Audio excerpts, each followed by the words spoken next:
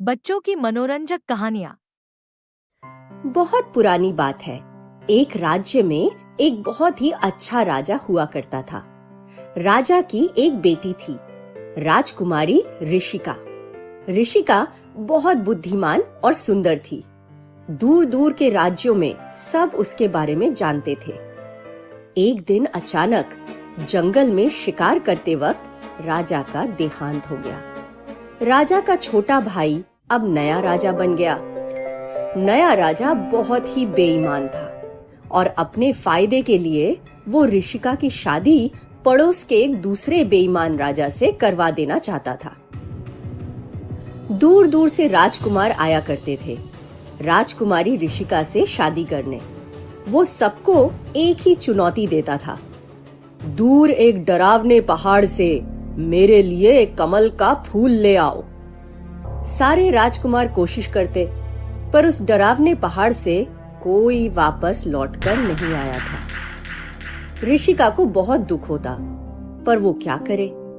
जब भी उसे अपने पिता की ज्यादा याद आती, वो जंगल में चली जाती। जंगल में एक बहुत बड़ा छायादार पेड़ था। ऋषिका को उस पेड़ की छांव में बैठकर ही सबसे आराम मिलता।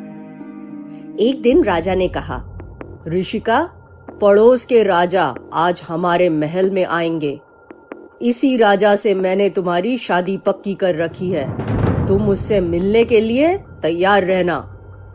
ऋषिका को बहुत गुस्सा आया।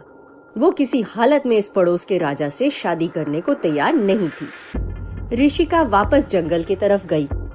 राजा ने अपने सिपाहियों को भी भेजा उसे ढूंढने के लिए, पर उस बड़े से पेड़ के डालों ने ऋषिका को पूरी तरह से छुपा लिया।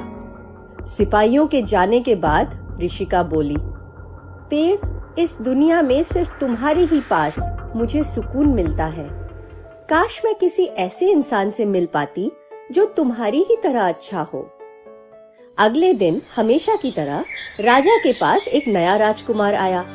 राजकुमार दिखने में तो सुंदर था ही, उसका स्वभाव भी बहुत अच्छा था। राजकुमार ने राजा से कहा, महाराज, मैं कलव राज्य का राजकुमार तुषार हूँ। मैं राजकुमारी ऋषिका से शादी करना चाहता हूँ। ऋषिका भी दरबार में थी। उसे राजकुमार तुषार बहुत पसंद आया। राजा ने तुषार को भी उसी डरावने पहाड़ के रास्ते भेजा। ऋषिका से अब ये सहा नहीं जा रहा था। वो वापस जंगल में भाग के गई, अपने पसंदीदा पेड़ के पास। पर ये क्या, उसका पेड़ गायब था। ऋषिका खाली हाथ महल लौट आई। इधर राजकुमार तुषार सबको हैरान करके डरावने पहाड़ से वो कमल लेकर लौट आया। जैसे ही राजा ने तुषार को देखा, उसने गुस्से में अपने सिपाहियों को उसे गिरफ्तार करने को कहा। मगर ऋषिका चिल्ला उठी, सिपाहियों, क्या तुम देख नहीं रहे हो कि ये राजा कितना बुरा है? अगर तुम्हें मेरे पिता याद है तो वही करो जो सही है। सिपाही रुक गए और फिर कुछ ही पल में वो राजा की तरफ बढ़े और उस पे ही हथकड़ियां डाल दी। तुषार और ऋषिका की अब शादी होने वाली थी। सारा महल खुशी से भरा हुआ था। तभी तुषार ने फुसफुसाते हुए ऋषिका से कहा, ऋषिका, तुम जानती हो कि वो पेड़ जंगल से क्यों गायब हुआ?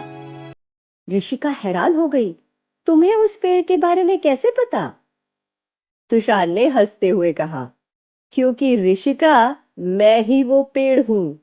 बहुत सालों पहले एक जादूगर ने मुझे पेड़ में बदल दिया था और कहा था कि एक दिन मैं किसी राजकुमारी के काम आऊंगा और तभी मेरा जादू टूटेगा।